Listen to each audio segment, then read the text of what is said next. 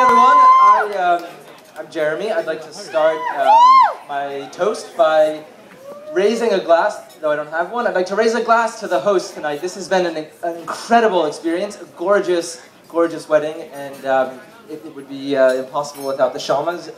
So I'd like to raise the first toast to them right now.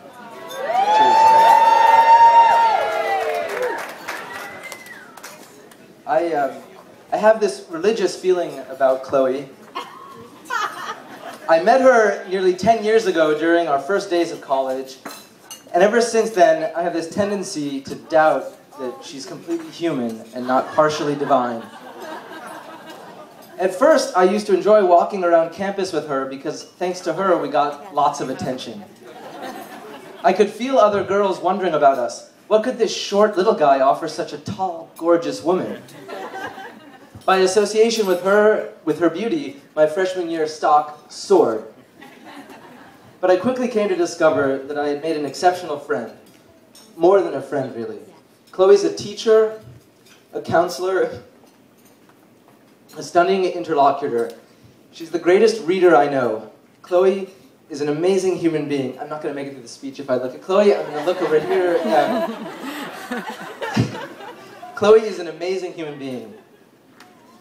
So forget what I said about her being divine.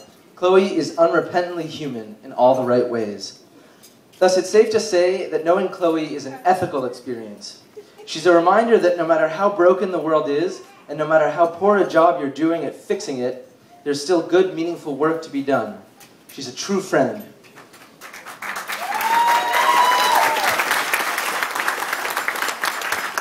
In my darkest hours, knowing Chloe is there is a saving grace. I once endured a God-forsaken term at school. Literally, God had forsaken me. But Chloe hadn't. She used to check in on me and make sure I was okay. I can picture her now, dropping by with a bouquet of flowers to see if she couldn't cheer me up. Wait, I've changed my mind completely. Knowing Chloe is an aesthetic experience.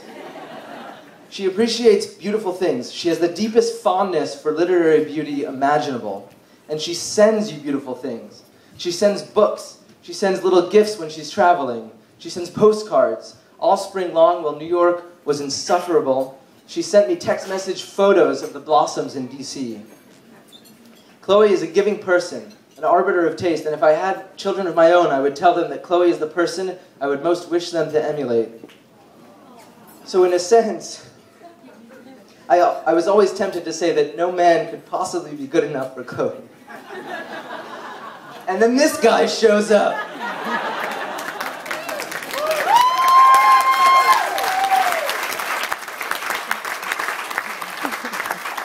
On paper, he's perfect. And in person, he's even better. Mike puts others at ease with tremendous grace. He's brilliant, he's patient, he's affable. And most importantly, he has this fervent love for Chloe, and it makes my heart sing. Chloe, you and Mike share these paradoxical traits. You're both so successful, yet infinitely modest. You're both so tall, and yet so down to earth. You're both so tasteful, so poised, so capable, and yet incapable of indulging in snobbishness or poisonous disdain. Alongside everyone that gets to know you, I cherish your friendship. So I'd like to raise Michelle. I'd like to raise my glass. Congratulations on your blessed union. Cheers.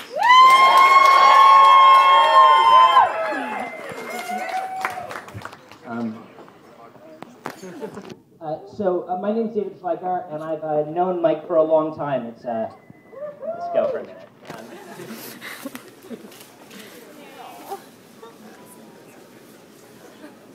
More than a decade now, since we were in college together. And then as now, Mike was an unbelievable guy, obviously extremely impressive, but more importantly, a wonderful friend. He was endlessly loyal, interesting. We'd spend hours and hours sitting on my porch drinking. We spent all this time together, but at the time, and for a long time, there was a bit of him that was a bit of an enigma to me. It's not that he was dark or mysterious, although right now I kind of wish there was a moment, like a Mike Pyle's goth period would be pretty funny. But there was something that he couldn't quite put my finger on. At the time, in college, most of the rest of us were resolved to be as archly ironic and dissolute as possible, thinking ourselves a little smarter and more disaffected than we probably were. But Mike wasn't at all like that. He had perfect grades, he had this bizarrely symmetrical hair part, and he spoke in these brilliantly argued, fully formed paragraphs that he'd punctuate like a politician, you know, like.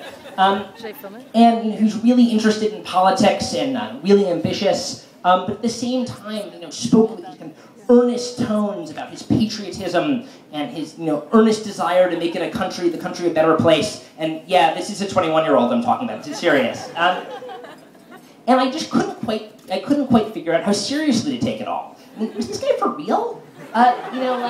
Was he this good?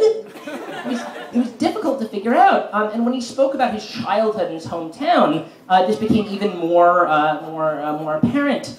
He'd speak about it in such glowing terms. It was like a Norman Rockwell painting or something. It was all fish fries and perfectly thrown chess passes and scholastic bowl championships. The bot told me a lot of stories, so we got some things. It was really, I used to tease him at the time that I couldn't tell whether he was talking about his childhood, whether he was narrating the text for his inevitable ad, for his inevitable run for president. It was a boy from the town called Niantic. And it was very difficult to figure out. Every time I come close to you, I screech so I can make my heart or something. But every time, it was really difficult to figure out whether he was just kind of this wonderful natural or kind of this brilliant self-creation. It was really difficult for me to kind of get through my head. And this has turned out to be a bit frustrating for more than a few people. When Mike was in grad school the first time, he decided to drop a course, and this was not done. But Mike had no problems, and so he walks into the office of this guy who I think is a Nobel Prize winner. And he kind of says that the education of Mike Pyle would not be furthered by this course, and so I'm gonna drop it. And the guy had no idea what hit him. He couldn't figure out whether he'd met the true, kind of someone who truly